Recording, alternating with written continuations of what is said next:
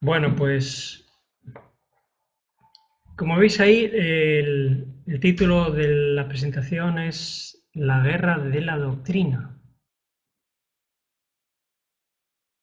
La guerra de la doctrina.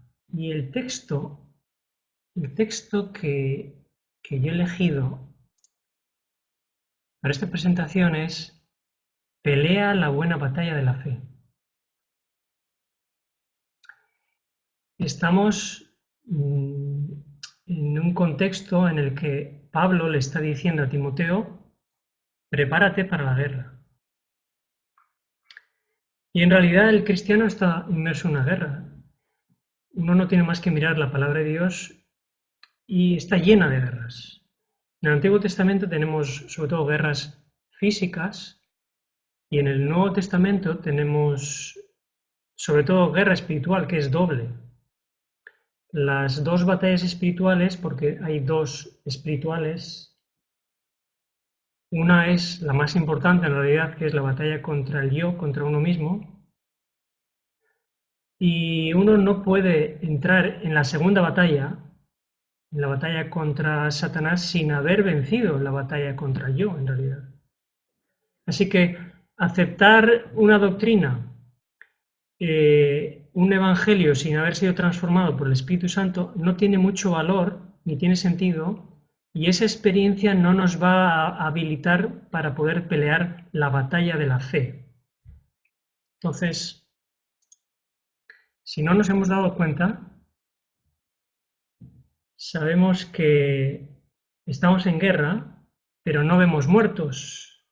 Por eso creemos que no hay guerra, pero la Biblia dice que fue a hacer, Satanás obviamente, fue a hacer la guerra contra el resto de la descendencia, los que guardan los mandamientos de Dios y tienen la fe de Jesús. Y también dice que se le permitió hacer guerra contra los santos.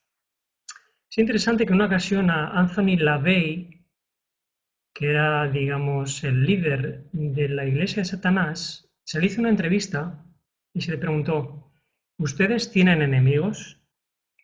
Y él respondió, los que guardan los mandamientos de Dios. Así que los que pretendan guardar los mandamientos de Dios saben que tarde o temprano van a tener que enfrentar la guerra.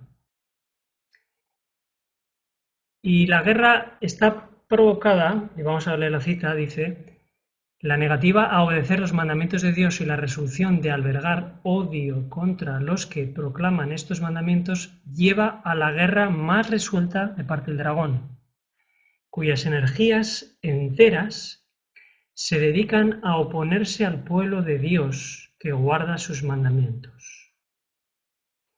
¿Y cuál es el motivo? ¿Por qué el enemigo quiere enfrentarnos y hacer una guerra? Bueno, obviamente él entró en guerra contra el carácter de Jesús, en primer lugar, y todo aquel que quiera defender o vivir el carácter de Jesús va a entrar en guerra con Satanás directamente. Pero hay un segundo motivo que pocas veces se identifica y es cuando Jesús le dice a Pablo cuál era su misión, cuál iba a ser su misión una vez que se encuentra en camino. Como todos sabemos, Pablo iba camino de Damasco y en esa visión Jesús le dice algo. Y cuando vamos a buscar esa experiencia siempre vamos al capítulo 9 de los Hechos y ahí vemos cómo Pablo cae al suelo, la luz le deslumbra, se queda ciego y demás, pero no es ahí donde en realidad Dios le dice cuál era su misión, pero se lo dijo. No está narrado en Hechos 9, pero para descubrirlo tenemos que irnos a otro texto donde Jesús le dice a Pablo cuál era su misión. Y le dice, en ese momento, en ese encuentro, le dice, para que abra sus ojos, para que se conviertan de las tinieblas a la luz y de la potestad de Satanás a Dios. Obviamente, el enemigo se ha airado contra aquellos que tratan de defender el carácter de Dios, pero mucho más contra aquellos que están tratando de rescatar a las personas de las tinieblas para llevarlas a la luz, porque en realidad lo que esas personas hacen o hacemos es robarle las ovejas a Satanás. Y obviamente eso es algo que él no quiere. Entonces sabemos que sí o sí vamos a tener que enfrentar enemigos espirituales, como se menciona en Efesios 6, y encontramos una cita interesante del conflicto de los siglos al hilo que dice: uno no puede servir a Dios sin despertar contra sí la oposición de los ejércitos de las tinieblas. Dice ahí que no puede ser que a la vez sirvamos y que no pase nada y que el enemigo no se enfade con nosotros. O sea que si servimos a Dios, tarde o temprano vamos a despertar la oposición de los ejércitos de las tinieblas. Esto es una guerra espiritual y por eso en Timoteo, tanto primera como segunda, siempre se habla en lenguaje de guerra. Dice 2 Timoteo 1:7, no nos ha dado Dios espíritu de cobardía, sino de poder, de amor y de dominio propio. Así que en este contexto de guerra, porque en realidad estamos en una guerra espiritual, podemos entender que nos es necesario lo que dice Efesios, vestíos de toda la armadura de Dios, porque sin la armadura de Dios, entonces el enemigo va a encontrar nuestro talón de Aquiles. ¿Y cómo nos preparamos para esa batalla? Pues tenemos que prepararnos esa batalla fortaleciéndonos en el Señor, como dice Efesios también. Un poquito antes de ese texto, Efesios 6:10 dice, fortaleceos en el Señor. Pero sobre todo, uno cuando está en la batalla, o uno cuando percibe que es parte de una batalla, tiene que entender cómo se ha originado la batalla y tiene que entender al enemigo de la batalla. Entonces, es importante que entendamos que la batalla comenzó en el cielo, porque hubo una guerra en el cielo, obviamente, antes de que todos naciéramos. Y de ahí fue trasladándose la batalla al Edén, en primer lugar, a la época de los antediluvianos, a la época de Babel, de Egipto, y me gustaría detenerme en la época de Babilonia, porque de ahí vamos a sacar lecciones. Es muy interesante y a veces no nos damos cuenta que en el segundo imperio babilónico, lo que nosotros conocemos como Babilonia, Nabucodonosor en realidad no solo era el emperador, también el líder religioso era el papa, digámoslo así, además de ser líder político. Entonces tengamos en cuenta que para el pueblo este hombre era Dios. Y tengamos en cuenta que el pueblo de Dios estaba sometido a este papa de la época, que era, además de ser rey, insisto, era un líder espiritual. Así que tenemos a Daniel y sus tres amigos que de alguna forma están simbolizando al pueblo de Dios y también quizás haciendo un paralelismo al remanente, al último remanente. Entonces, es interesante que cuando Nabucodonosor tiene el sueño, Daniel le dice, hay un Dios en los cielos. Nabucodonosor se creía el Dios, pero Daniel le dice, hay otro Dios en los cielos que es más grande que tú en realidad. Y a través de la estatua, lo que Daniel hace es, Daniel explica al rey el plan que Dios tiene para el resto de la historia de la humanidad. Es como una hoja de ruta en realidad. Entonces, como bien sabemos, la estatua está representando los diferentes reinos hasta el fin, pero la estatua de Nabucodonosor que hizo él construir era toda una pieza de oro y lo que Nabucodonosor estaba queriendo decir cuando construyó esa estatua era, si Dios tiene un tiempo, una hoja de ruta, yo tengo otro diferente. O sea, lo que estaba haciendo Nabucodonosor era cambiar los tiempos de Dios. y no sé si os acordáis de ese texto en Daniel que dice, tratará de cambiar los tiempos y la ley. Bueno, pues de alguna forma Nabucodonosor aquí está tratando de cambiarle el plan cronológico hasta el fin de Dios.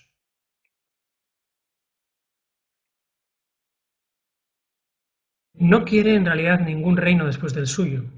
Dios tenía establecidos varios reinos, pero él no quiere ninguno. Quiere su reino para siempre. Y entonces, los que se negaron a aceptar el plan ese, su plan, fueron los que tuvieron que sufrir en el horno de fuego. Entonces, creo que hay muchas aplicaciones entre la antigua Babilonia y la Babilonia moderna de la que se habla en Apocalipsis, porque se está formando un nuevo imperio babilónico espiritual desde hace siglos, y es muy importante que entendamos esto y las aplicaciones que esto tiene. En medio de esa formación de ese nuevo imperio babilónico que se comenzó a formar aquí en Europa, hubo un grupo de personas a los que llamamos protestantes, que están ahí reflejados en ese cuadro. Ahí están reflejados todos los reformadores, desde Lutero, Wycliffe, todos ellos están ahí. Y es muy, muy importante que entendamos una cosa. Todos ellos, sin excepción, tenían dos cosas en común, todos ellos, en las que no discutían. Y esas cosas eran la justificación por la fe y el hecho de que todos los reformadores entendían que el papado estaba representado en el cuerno pequeño. Y todos ellos creían que el papado era el anticristo. Entonces, el mensaje que tenían los reformadores, aquellas personas que trataron de rescatar de la Iglesia Católica, no solo era el mensaje de la justificación por la fe, porque el mensaje de la justificación por la fe de alguna forma lleva la verdad a las personas, pero el mensaje de que el papado está representado en las bestias que aparecen tanto en Daniel y Apocalipsis hace entender a las personas que si están bajo el dominio de Babilonia o en el caso aquel de la Iglesia Católica, tenían que salir de ella. O sea que ellos tenían dos mensajes que dar a quienes estaban cegados por los mensajes o por el sistema pagano católico. Uno era cierto el mensaje de la justificación por la fe, pero ellos tenían un segundo mensaje y que, insisto, todos estaban de acuerdo, que era identificar al papado dentro de la profecía. ¿Qué es lo que ocurrió? ¿Por qué se dieron cuenta que estaban perdiendo millones de personas, literalmente, que estaban pasándose del catolicismo a las diversas iglesias protestantes? Ellos dijeron, tenemos que cortar esto cuanto antes y tenemos que hacer algo. Y para ello lo que hicieron es convocar una reunión que llamaron el Concilio de Trento. Fijaros hasta qué punto fue importante esta reunión, que duró 18 años, y en estos 18 años que se reunieron, no de forma seguida durante los 18 años, pero se convocaba la reunión a lo largo de varios periodos, durante todo este tiempo, los dirigentes de la Iglesia Católica lo que trataron fue de buscar un medio para hacer frente a la contrarreforma. Y ellos estuvieron durante todos estos años pensando qué podemos hacer para no seguir sufriendo esta huida de fieles nuestros católicos al lado protestante. Entonces, después de todo este tiempo, llegaron a una conclusión y ellos decidieron dos cosas básicamente después de 18 años, que fue mantener inalterables todas las doctrinas del papado, por un lado, y por otro lado, diseñar un ataque contra la doctrina profética de la Reforma. Fijaros que el ataque no es contra la justificación por la fe, aunque también hubo un ataque, pero especialmente contra la doctrina profética, porque en el momento que con la Biblia el papado quedaba identificado, tanto en Daniel como en Apocalipsis, las personas huían a miles de la Iglesia Católica. Entonces dijeron, algo tenemos que hacer. Entonces, ¿qué es lo que se hizo a partir de este momento?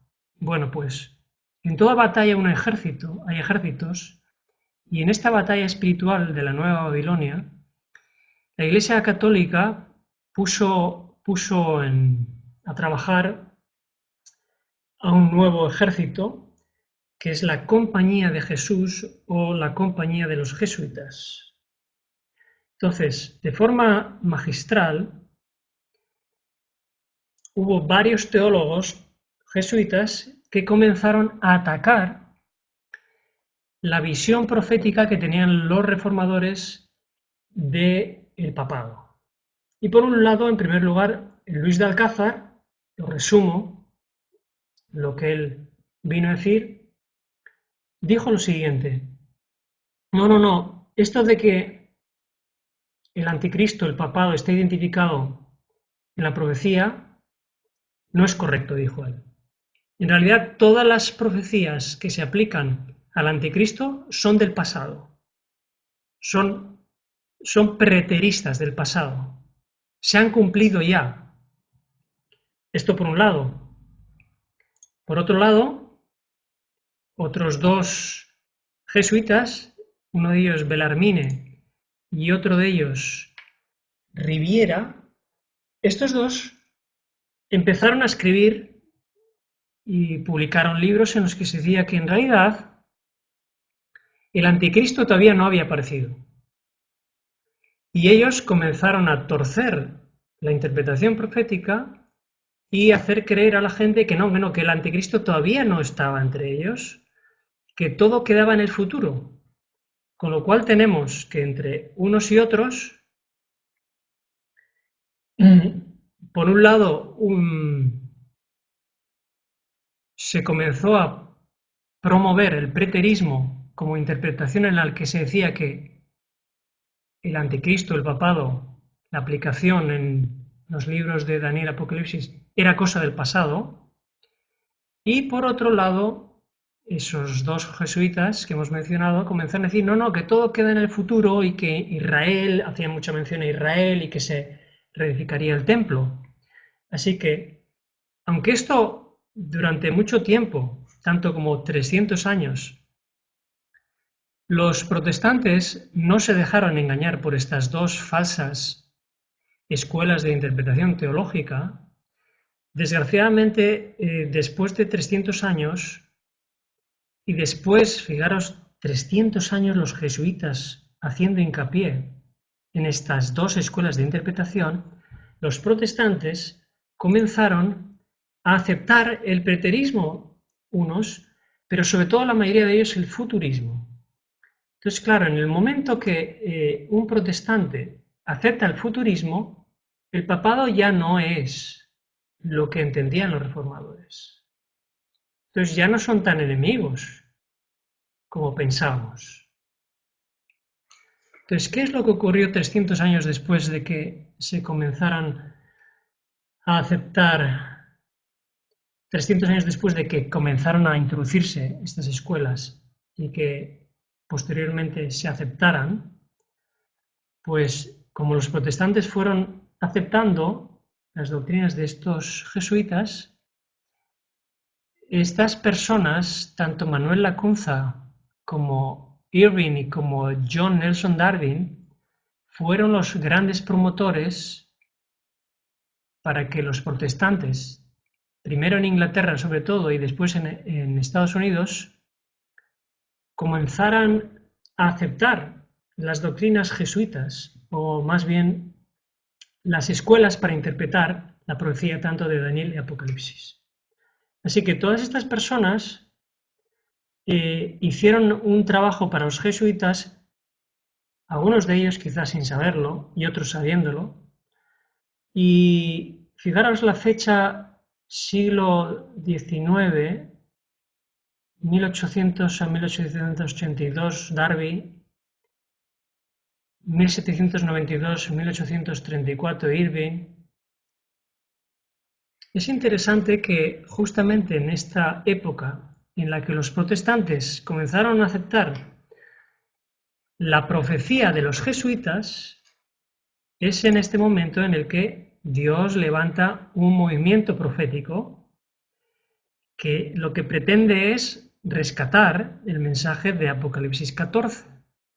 Así que, viendo que a través de la historia los protestantes estaban cediendo a su forma de interpretar la profecía y aceptando la profecía católica, Dios levanta un movimiento espiritual para hacer entender a las personas que es todo el mensaje que está incluido en Apocalipsis 14 y que identifica concretamente al papado y a la bestia, el que hay que predicar. Entonces, ¿qué es lo que ocurrió a partir de este momento? Claro, una pequeña minoría estuvo predicando este mensaje, pero la gran mayoría siguieron aceptando la profecía jesuítica. Y de ahí llegamos al Concilio Vaticano II. Este concilio fue muy importante por varias razones. En primer lugar, es importante recordar que Roma nunca cambia, pero quien sí cambia y cambió fue el protestantismo. Esta fue una fecha clave para que los protestantes, siendo que ya no identificaban en la profecía al papado como un enemigo, se acercaran a Roma y vieran a la Iglesia Católica como un amigo. De ahí que en el Concilio Vaticano II se llevaron a cabo una cantidad de reuniones y de acuerdos y de principios que a partir de ese momento han acelerado la unidad entre las religiones o las denominaciones protestantes junto a la Iglesia Católica. Entonces, es muy importante esta fecha porque vamos a entender que todo lo que ocurre desde esta época, que estamos hablando de los años 1960, todo lo que ha ocurrido desde este momento hasta hoy, es producto, en primer lugar, del cambio de la visión de la profecía de los protestantes, aceptando la visión católica, y a partir de este momento el Concilio Vaticano II, aceptando unirse cada vez más claramente a Roma. Y si leéis en el Catecismo de la Iglesia Católica, dice muy concretamente en ese catecismo que toda reunión en la que un grupo de pastores, dirigentes o miembros protestantes se reúnen con miembros católicos en cualquier tipo de reunión ecuménica, lo que dice el catecismo es que ellos se están aproximando a nosotros y son medios para ganarlos a nuestro terreno. Eso es lo que públicamente dicen los católicos. O sea que cada reunión ecuménica que se celebra es un medio por el que Roma trae más cerca de sí a los protestantes. Todas las reuniones que podamos imaginarnos que se han hecho desde el Concilio Vaticano II no son más que una aproximación a Roma. Por eso se nos dice que Satanás ha obtenido el dominio de las iglesias apóstatas. Y obviamente han apostatado porque dejaron de creer en la profecía, tal y como creyeron los pioneros de la Reforma, y desde ese momento han aceptado a Roma como un amigo. Y al hacerlo se han convertido en iglesias apóstatas dominadas por Satanás. Pero se nos dice que se mezclarán con alianzas humanas, y las alianzas humanas en realidad no perduran mucho tiempo, no tienen posibilidad de durar. ¿Y quién es el que está uniendo a esos grupos denominacionales con Roma y con el mundo? Nos dice ahí la cita: habrá un vínculo universal de unión, una gran armonía, una alianza de las fuerzas de Satanás. Estarán unidos en oposición al pueblo de Dios todos los poderes corruptos que se han apartado de la lealtad a la ley de Jehová.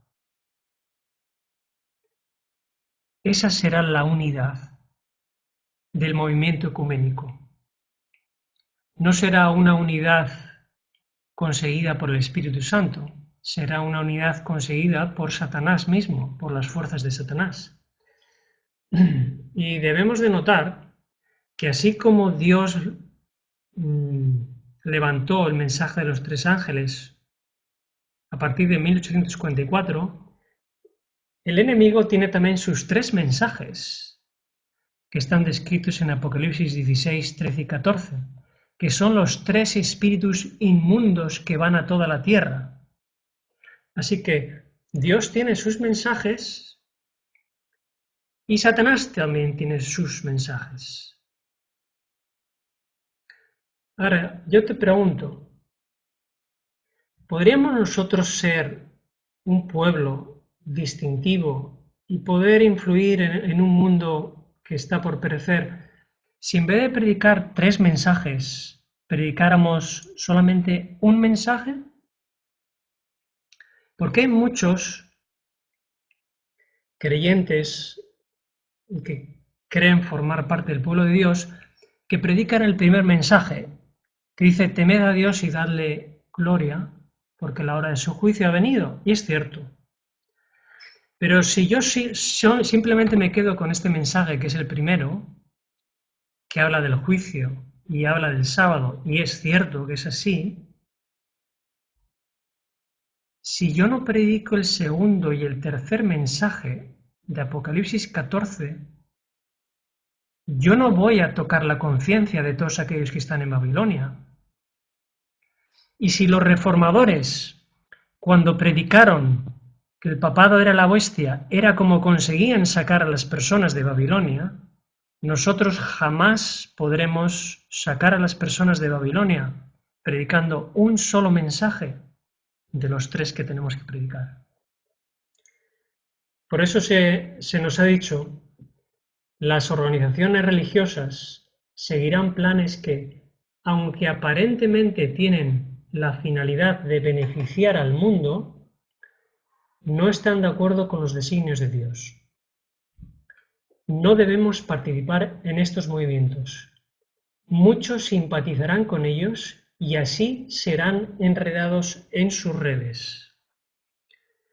A mí me da pena ver cómo hay personas, pastores, ancianos, miembros de iglesia, de todas las denominaciones, que se enredan en encuentros ecuménicos, que van a lugares donde Dios no les ha llamado, que van a reunirse no bajo la dirección del Espíritu Santo, sino bajo la organización de Roma. Y sabemos quién está detrás de Roma, según hemos leído. Es triste ver que algunas personas crean o se hagan llamar a protestantes y cuando se están vinculando con Roma sin saber realmente lo que están haciendo. Por eso se nos ha dicho que debemos estar de pie ahora, separados y diferentes, un pueblo al cual el Señor llama suyo. Mientras no lo hagan, Dios no será glorificado por ellos. La verdad y el error no pueden permanecer en sociedad. Ubiquémonos donde el Señor nos ha dicho que debemos estar. Debemos luchar por la unidad, pero no descender al nivel inferior de la conformidad con los procedimientos del mundo y la unión con las iglesias populares. Dice ahí que no debemos descender al nivel inferior y unirnos con las iglesias populares. Desgraciadamente, no sé por qué a los protestantes nos gusta tanto unirnos a todo tipo de actividades ecuménicas, como si eso nos fuera a fortalecer, cuando en realidad eso nos debilita y lo que hace es en realidad separarnos de Dios.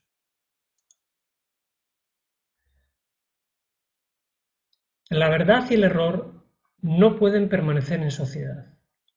Ubiquémonos donde el Señor nos ha dicho que debemos estar. Debemos luchar por la unidad, pero no descender al nivel inferior de la conformidad con los procedimientos del mundo y la unión con las iglesias populares. ¿Veis que es la misma cita, verdad? Bueno, es que yo creo que la ha repetido con una imagen diferente porque debíamos de tener claro que no ganamos absolutamente nada cuando nos unimos con las iglesias populares que hace tiempo ya que abandonaron la verdadera reforma protestante. Entonces, en este contexto de guerra espiritual en el que estamos hablando, hay una cosa que tendríamos que tener muy, muy clara, y es la doctrina que creemos. ¿Cuál es nuestra doctrina?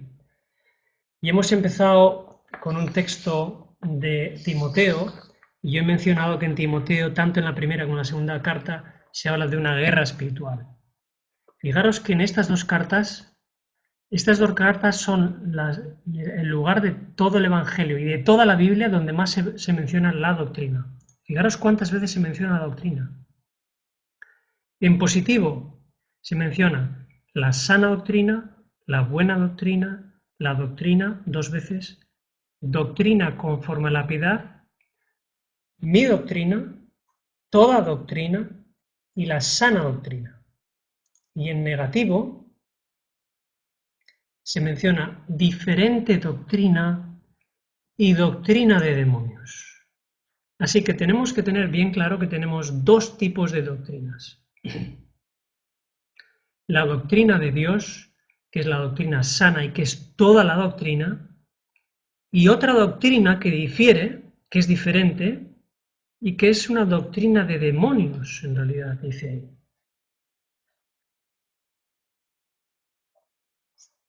¿Cuál es el problema? Que no somos capaces de sufrir la sana doctrina. Porque la sana doctrina, toda la doctrina, incluye mensajes que son difíciles de transmitir y difíciles de aceptar. Y dice ahí que hay que sufrirlo. Hay que sufrir cuando uno cree en toda la doctrina y comparte la doctrina de Dios, la que no ha sido falsificada. Y nuestros reformadores, cuando compartieron toda la doctrina con aquellos que estaban en Babilonia, sufrieron las consecuencias. Pero a nosotros no nos gusta sufrir, en realidad. No nos gusta sufrir la sana doctrina. Nos gusta la doctrina, pero no nos gusta sufrirla en realidad. Pero se nos ha dicho claramente que la vida en este mundo será para el cristiano un conflicto continuo. Conflicto continuo.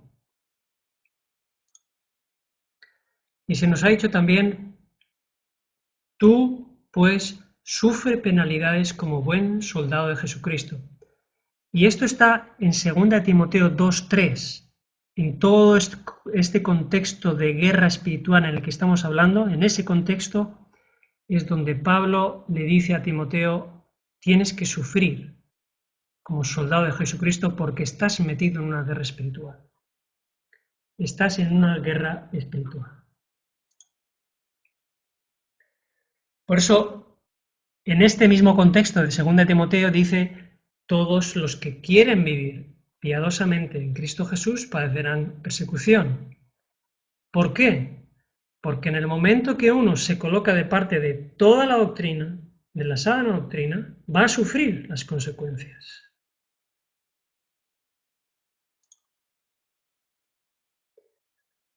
En el mundo tendréis aflicción. Ya nos avisó Jesús que íbamos a tener aflicción. Y ya nos avisó también Él cuando dijo, si a mí me han perseguido, también a vosotros os perseguirán. Y no solo eso, viene la hora cuando cualquiera que os mate pensará que rinde servicio a Dios. Yo os pregunto, y te pregunto, ¿tenemos en mente, hemos asimilado la idea que estamos en una guerra espiritual y que somos soldados en combate? ¿O todavía estamos tan relajados o estamos tomando una actitud tan indiferente o pasiva, tratando de desviar la responsabilidad, como para que esto no veamos que la situación es una situación de guerra? Se nos dice que somos soldados de Cristo y se espera que los que se alistan en su ejército realicen difíciles tareas que consumirán sus energías hasta lo sumo. Debemos comprender que la vida de un soldado es de combate agresivo, de perseverancia y resistencia. Debemos soportar pruebas por causa de Cristo. No estamos participando de combates simulados. Como ves, esta guerra no es de broma. No estamos participando de combates simulados. ¿Cuál es el problema que tenemos? Que nos hemos quitado la armadura, la hemos dejado en el suelo y nos hemos ido a buscar la unidad junto con otras denominaciones que han apostatado. Así es como estamos tratando de buscar la unidad, pero Jesús nos dijo que así jamás tendremos unidad. Él nos dijo que los verdaderos adoradores adorarán al Padre en espíritu y en verdad. O sea, la unidad no viene provocada por hacer una reunión donde se ora y se encienden velas. Jesús nos está diciendo aquí que la unidad vendrá a partir de una adoración en espíritu y en verdad. Los que le adoran, dice Juan 4:24, los que le adoran en espíritu y en verdad, es necesario que le adoren. Y en Juan 17 encontramos: santifícalos en tu verdad, santifícalos en la verdad. Así que el verdadero movimiento de unidad tiene como componente que se debe de adorar en el Espíritu de Dios y en la verdad, y eso nos va a llevar a la santidad y a la unidad. Nunca conseguiremos unidad yendo a reunirnos con iglesias que no están viviendo ni en espíritu ni en la verdad, o por lo menos no en la verdad. Puede haber protestantes que tengan el Espíritu de Dios que no hayan conocido toda la verdad, pero cuando las denominaciones se juntan para adorar, no están adorando en verdad, y Dios no está santificando.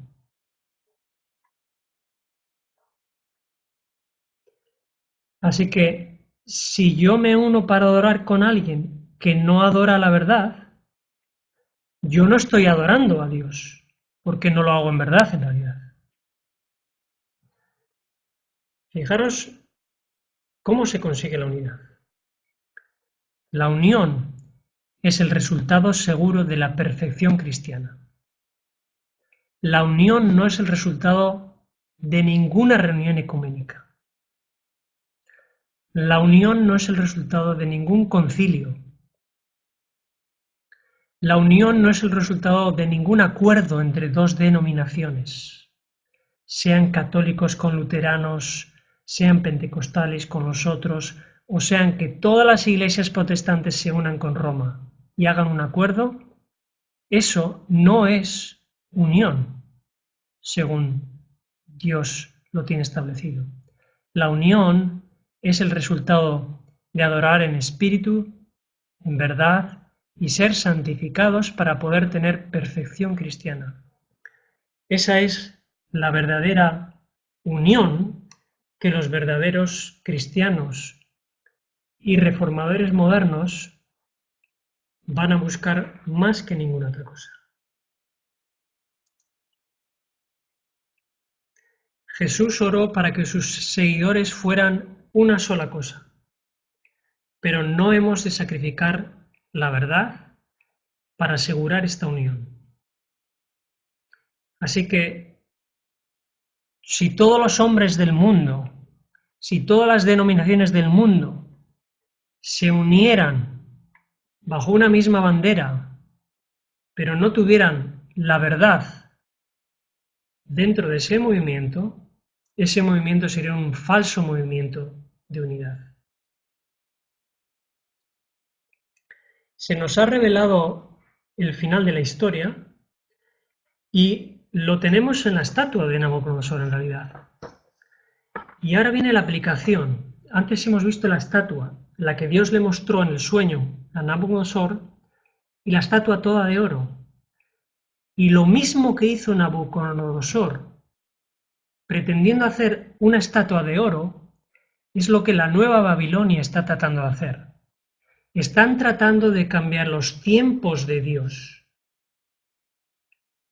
Están tratando de dejar a un lado el plan cronológico que Dios tiene para la historia de esta humanidad, que terminará en los pies de barro y de hierro, que no terminan de unirse porque no tienen el Espíritu de Dios, ni están santificados por la verdad. Y lo que ellos están haciendo en esta nueva Babilonia es crear una nueva estatua de oro, toda ella, pretendiendo forzar la unidad. Nunca habrá paz entre los dos ejércitos que se enfrentan, aunque algunos lo pretendan. Nunca conseguiremos la paz con el enemigo. Eso es cambiar los tiempos de Dios, porque Dios nos ha revelado ya cómo va a terminar todo. Así que cuando pretendemos tener la unidad y la paz con todas las denominaciones y con el gobierno y con todo el mundo estar bien, lo que estamos haciendo es una imagen de oro completa, igual que hizo Nabucodonosor. Por ese motivo, el falso movimiento ecuménico está en contra de la revelación y de la providencia de Dios. Pretende cambiarle los planes a Dios, que ha dicho que hasta el fin habrá dos reinos combatiendo. El reino del mundo, con el príncipe de este siglo, dirigiéndolo, y el reino de Dios, con un remanente fiel, obedeciéndole. Así que los cristianos, aunque no tenemos enemigos personales, sí tenemos un sistema religioso que se opone a Dios, y no podemos ceder. Tenemos que resistir sabiendo que la batalla cada día se va a recrudecer más. Y no podemos ceder a nuestra fe con el propósito de evitar problemas, porque ceder en un punto sería ceder a todos. Cualquier cosa que no sea obediencia perfecta en realidad es una apostasía.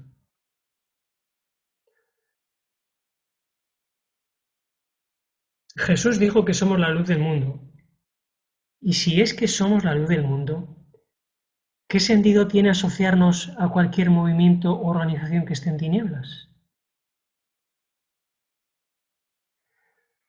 En esta batalla espiritual en la que estamos, desgraciadamente no va a terminar felizmente para todos. Y como en toda guerra, va a haber traidores que se pasarán al otro bando.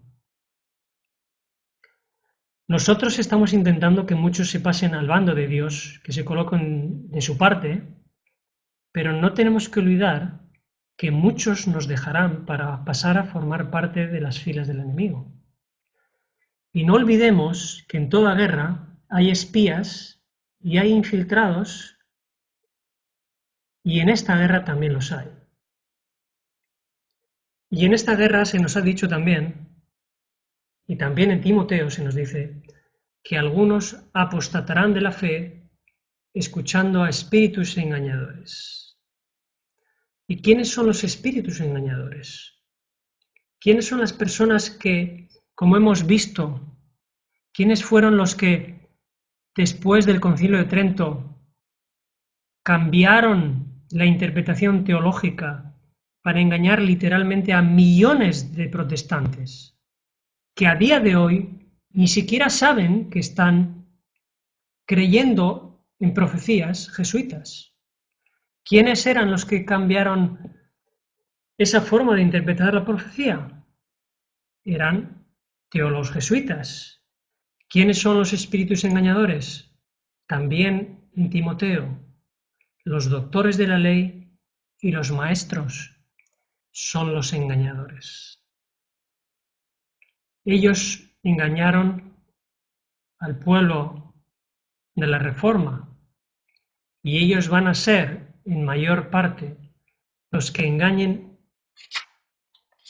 a un grupo de personas que desgraciadamente abandonarán las filas.